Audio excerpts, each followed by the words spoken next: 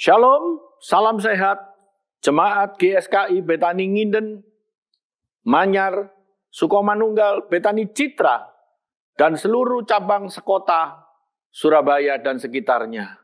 Kita berjumpa kembali dalam program gereja Masih Ada Tuhan. Hari-hari ini Bapak Ibu, ada banyak orang diliputi oleh rasa tidak aman di dalam hidupnya.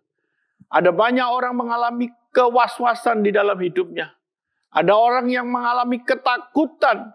Ada orang yang mengalami begitu tidak ada pengharapan di dalam hidupnya. Oleh sebab itu rasa aman itu menjadi sesuatu prioritas di dalam hidupnya. Rasa aman itu tidak bisa kita pungkiri, harus ada di dalam setiap diri manusia. Nah, firman Tuhan pada hari ini saya beri judul Rasa Aman di dalam Tuhan. Bagaimana kita sebagai orang percaya bisa mengalami rasa aman? Bagaimana kita orang percaya bisa mengalami penyertaan Tuhan di dalam keadaan seperti saat ini?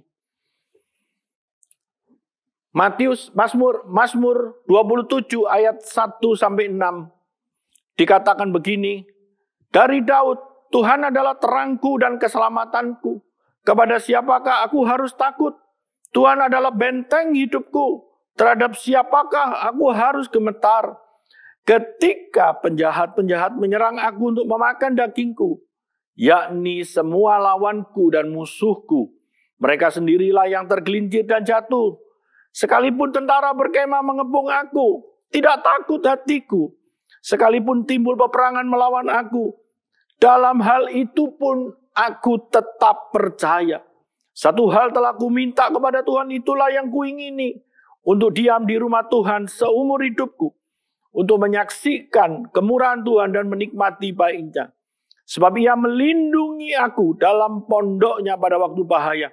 Ia menyembunyikan aku dalam persembunyian di kemahnya. Ia mengangkat aku ke atas gunung batu. Maka sekarang tegaklah kepalaku mengatasi musuhku sekeliling aku. Dalam kemahnya aku mau mempersembahkan korban dan sorak-sorai. Aku mau menyanyi dan bermazmur bagi Tuhan. Ayat 13 dikatakan, sesungguhnya aku percaya akan melihat kebaikan Tuhan di negeri orang yang hidup. Nantikanlah Tuhan, kuatkanlah dan teguhkanlah hatimu. Ya, nantikanlah Tuhan. Bapak Ibu, Daud mengalami rasa tidak aman yang begitu menekan jiwanya.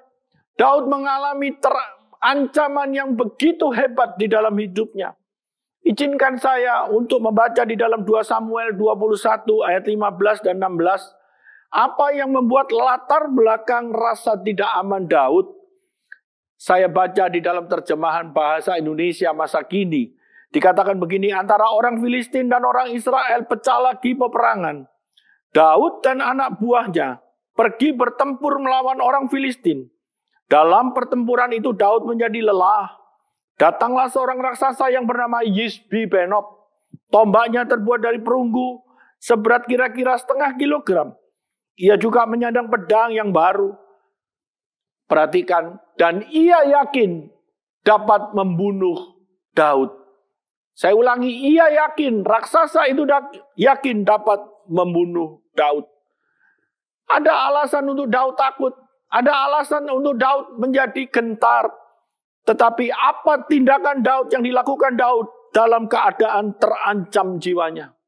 Tindakan Daud ini menjadi yang perlu kita pelajari, yang bisa kita contoh di dalam keadaan seperti saat ini.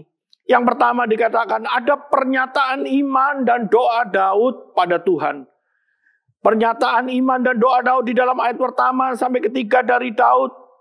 Tuhan adalah terangku dan keselamatanku, kepada siapakah aku harus takut? Tuhan adalah benteng hidupku, terhadap siapakah aku harus gemetar?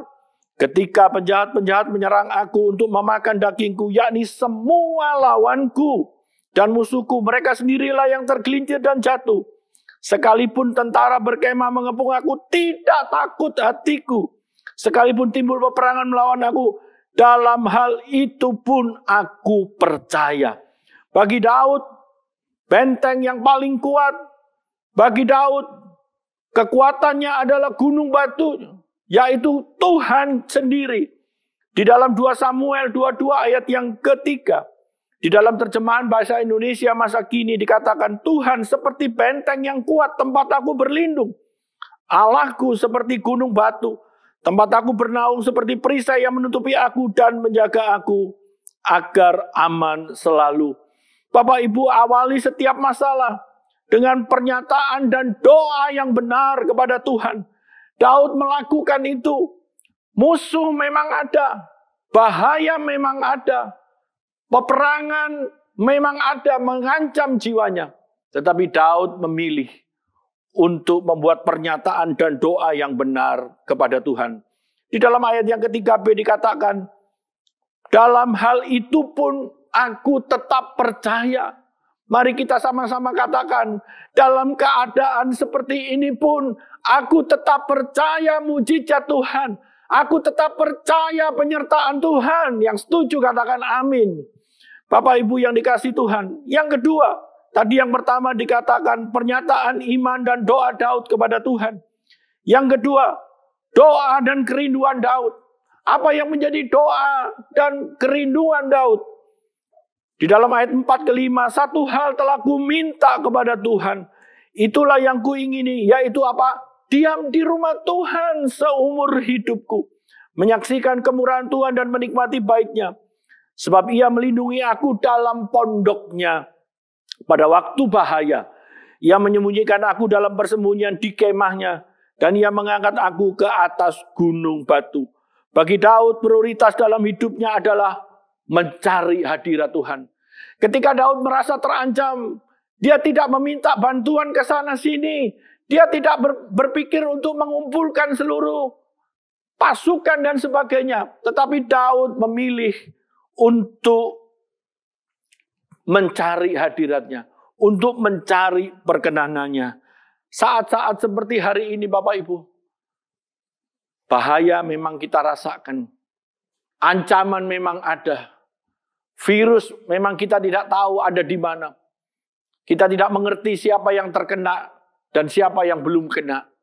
Tetapi satu hal yang kita percaya adalah Tuhan tetap menyertai kita. Di dalam doa dan kerinduan kita semua, seperti doa dan kerinduan Daud, biarlah kita meminta kepada Tuhan yang menjadi prioritas kita kepada Tuhan, yaitu untuk hidup di dalam bait-Nya. Artinya, kita harus ada di hadirat-Nya. Kita tinggal di dalam pondok-Nya. Kita tinggal di dalam doa-doa bersama Tuhan. Bapak Ibu yang dikasihi Tuhan, itulah yang menjadi doa dan kerinduan Daud. Kemudian yang ketiga, keyakinan akan kemenangan melalui pertolongan Tuhan. Di dalam ayat yang ke-6, maka sekarang tegaklah kepalaku mengatasi musuhku sekeliling aku. Sekali lagi dikatakan dalam kemahnya, aku mau mempersembahkan korban dengan sorak-sore. Aku mau menyanyi dan bermazmur bagi Tuhan. Daud masih mengalami ancaman. Daud masih ada raksasa itu yang sewaktu-waktu dapat membunuh Daud. Tetapi Daud ada keyakinan akan kemenangan melalui pertolongan Tuhan. Daud tidak stres. Daud tidak putus asa. Hari ini Bapak Ibu, jangan putus asa. Jangan kita seperti orang-orang yang tidak pengharapan.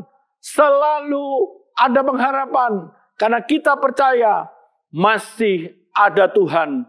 Bagi jemaat GSKI Betani Nginden, Manyar Sukomanunggal Citra, dan seluruh cabang di kota Surabaya ini, mari kita naikkan keyakinan kita. Kita naikkan rasa syukur kita akan pertolongan Tuhan. Dengan cara menyanyi, bermazmur, tetap memuji Tuhan. Jangan hidup di dalam ketakutan. Tapi hiduplah dengan pengucapan syukur. Hiduplah dengan sukacita di dalam Tuhan. Karena Tuhan pasti akan meluputkan kita. Yang ketiga dikatakan rasa syukur dan ajaan Daud. Aku yakin akan mengalami Tuhan. Izinkan saya baca di dalam bahasa Indonesia masa kini. Aku yakin akan mengalami kebaikan Tuhan dalam hidupku di dunia ini. Berharaplah kepada Tuhan.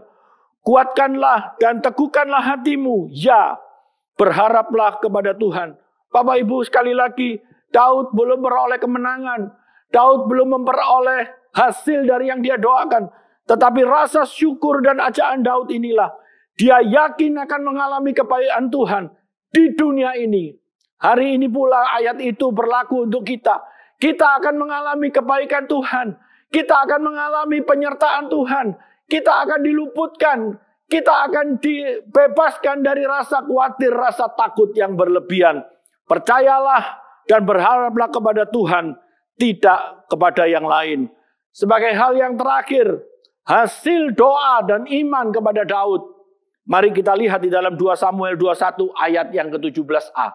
2 Samuel 21 ayat 17a.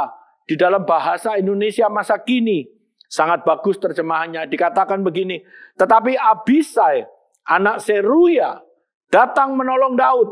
Diserangnya raksasa itu dan dibunuhnya. Allah mempunyai 1001 bahkan lebih cara untuk menolong. Daud tidak berpikir bahwa ada orang yang menolong. Memang Daud sudah berdoa, tetapi pertolongan itu datangnya daripada Tuhan. Daud tidak pernah memikirkan bagaimana Tuhan menolong. Tetapi yang Daud yakini, Allah pasti menolong. Kita tidak perlu tahu cara Allah menolong. Yang perlu kita tahu adalah Allah pasti menolong. Raksasa itu dibunuhnya. Raksasa itu dikalahkannya. Daud memperoleh kemenangan bersama-sama. Puji Tuhan, Bapak Ibu yang dikasih Tuhan. Allah yang disembah Daud sama dengan Allah yang disembah kita. Allah itu yang membebaskan Daud daripada raksasa itu. Maka Allah yang sama yang kita kenal di dalam nama Yesus Kristus Tuhan, dialah yang akan membebaskan kita dari rasa takut, rasa aman di dalam hidup kita sehari-hari. Miliki rasa aman, berpengharapan di dalam Tuhan.